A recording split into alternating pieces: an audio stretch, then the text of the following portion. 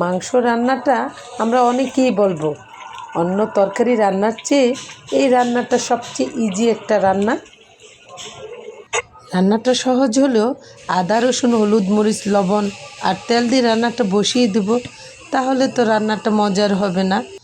রান্নাটা মজার আকর্ষণীয় আর সুন্দর একটা কালার আনতে হলে আমাদেরকে অবশ্যই সঠিক পদ্ধতিতে রান্নাটা করে নিতে হবে। হ্যালো, আসসালামু আলাইকুম এভরিওয়ান, ওয়েলকাম জানাচ্ছি আমার এই কিচেনে। একটা প্যানে তেল দিয়ে পেঁয়াজ কুচিগুলিকে ঢেলে দিলাম, গরম মশলা দিয়ে দিলাম। পেঁয়াজগুলিকে নেড়ে চেড়ে ব্রাউন করে ভেজে নিয়েছি, একটু মোটামুটি ব্রাউন করে ভেজে নিয়েছি।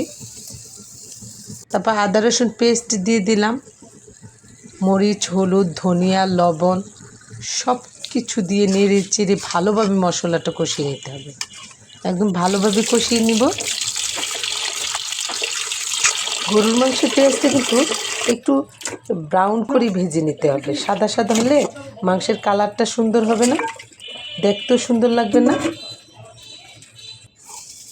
মশলাগুলো ভালোভাবে কষিয়ে নিতে হবে, অনবরত নেড়ে চেড়ে কম আছে মশলাগুলি আমি কষিয়ে নিয়েছি।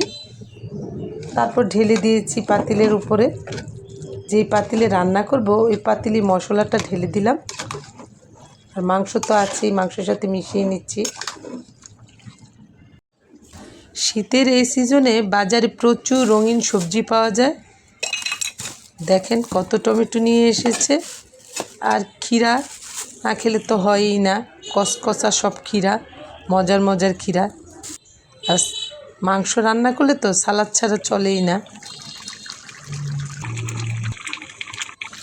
ডিম আছে বসিয়ে রেখেছি মাংসটা, আর একটু পর পর এসে নেড়ে চেড়ে দিচ্ছি।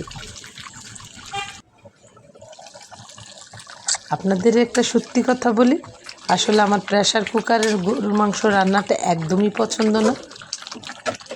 আর কম আঁচে আস্তে ধীরে চুলায় যদি ঢেকে রান্না করে নেওয়া যায় অসাধারণ হয় খেতে। আমি আর চুলার আঁচটা কমিয়ে রেখে একটু পর পর নেড়ে চেড়ে দিচ্ছি আর ঢাকনা দিয়ে ঢেকে রাখছি, যাতে মাংসটা পুরোপুরি সিদ্ধ হয়ে যায়। একদম ভালোভাবে কষিয়ে নেব। গায়ে গায়ে মশলাটা লেগে এসেছে। চুলার আঁচটা এতক্ষণ কমিয়ে রেখে একদম গায়ে গায়ে মশলাটা লেগে এসেছে। এই অবস্থায় দিয়ে দিলাম ঝোল, পরিমাণ করে ঝোল দিয়ে দিলাম। আমি অতিরিক্ত ঝোল খাবো না, সেজন্য অল্প একটু ঝোল দিয়ে দিয়েছি। এখন আরেকটু জাল উঠিয়ে ভালোভাবে বলক উঠিয়ে তারপর মাংসটা পুরোপুরি সিদ্ধ হলেই নামিয়ে নিতে পারব। রান্নার শেষ দিকে আমি টালা জিরার গুঁড়ো দিয়ে দিয়েছিলাম। রান্না আমার হয়ে গেছে। যত রকম মজার আর আধুনিক রান্নাই করি না কেন, আমার বাসার সবচেয়ে পছন্দের প্রিয় খাবার হলো এই খাবারটা।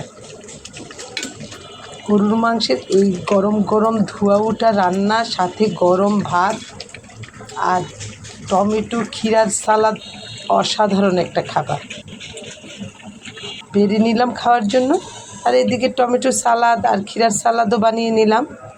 সবাই ভালো থাকবেন, আল্লাহ হাফেজ।